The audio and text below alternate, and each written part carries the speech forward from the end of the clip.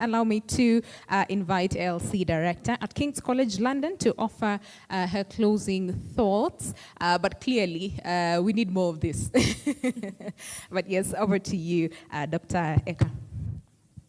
Excellent, thank you. Just as you said, what does one say after all that?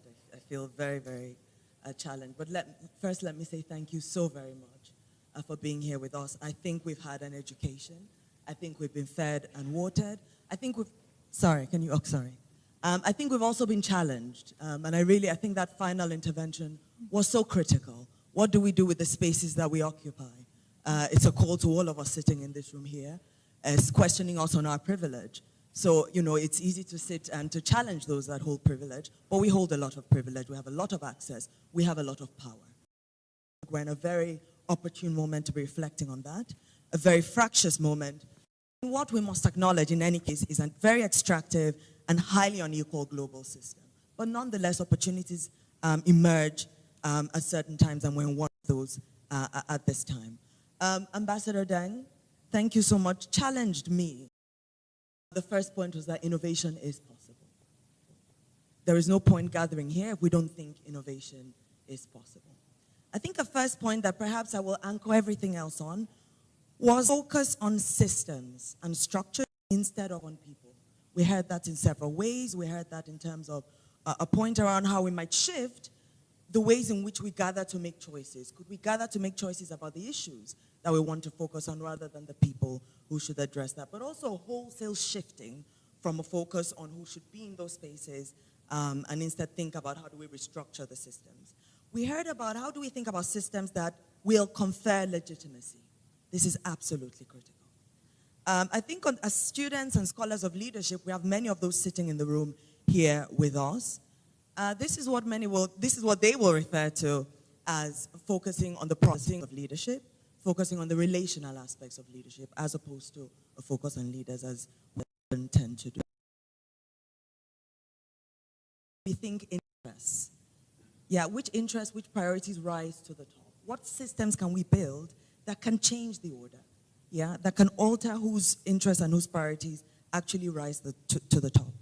So in that regard, we have to think about who has access, who has ownership, who has privilege within these new systems that we're seeking to create.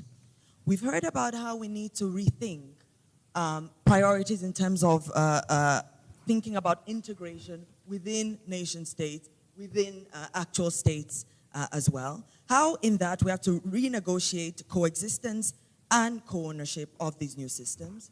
And we have to think about them being equitable and very much invested in intergenerational engagement, both in terms of collaboration and in terms of agency. We've also heard how we have a lot of help. We have a lot of material that can help us with thinking about these systems. We can return to the past and the future of African ideas and African knowledges in this exercise. Those spaces offer us a lot in how we can think about how we coexist. And we saw how that was broached with great urgency in the independence period. So this has been done. Yeah, what can we draw from that? And the response to that was decolonization across our whole continent. It felt impossible, but it happened. So let's take that energy, let's take that positive element. We've also heard how the urgency of the moment is telling us how new systems that we invest in can focus on collaborative action, not waiting for sign-off elsewhere. We can be active from our very bases. And we can do that on a regional and Pan-African basis as well, even if the institutions in place appear to be failing us. We need to be radical and consider things we might not have ordinarily done. And we heard the question about what is the value of an army? What is the value of these spaces if what they're set up to try and achieve, i.e. greater security, is not being achieved? And if we think of the opportunity cost in terms of what other spaces those resources could be expended within. We've heard about how what is going on in this space in Nairobi where we sit, how young people struggling, young people doing precisely that, gathering where they are, right, has actually gone on to shift the dial at great, great cost.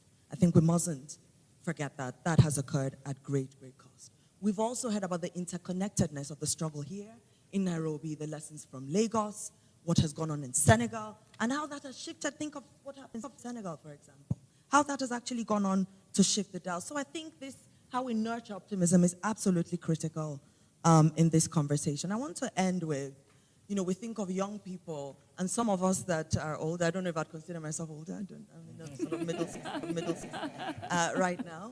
We think of young people and, young people, and, you know, some might, you know, can get a bit upset, it's all too. But let's not forget, I think of my own country, I'm Nigerian.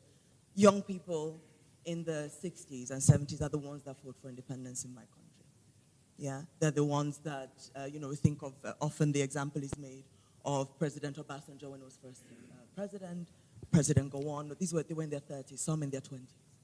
Okay, and so our senior colleagues in these spaces and those in government remember that. When you came into this space, you were those young people, right? So think about that, think about those continuities as well. And also to the younger people, think of that too, okay? So on that basis, I'm pretty sure I've taken more than the time that I should have taken, but I want to say a huge, huge thank you to everyone in the room here with us. So much has gone into putting this on the stage. I hope you will agree with me that it is very needed. I hope you'll agree with me that we all need to also do this together, right? So we're here anchoring and thinking about what we do with our space, but this cannot be an individual activity, and I mean that on an institutional basis as well. It has to be collective. So what we do with our agency, what we do with our power, the power we hold, becomes absolutely critical. Thank you so very much. All right, and thank you as well. And that is ALC for really organizing this and putting this together. And indeed, now we say the Africa Public Square is officially launched, right?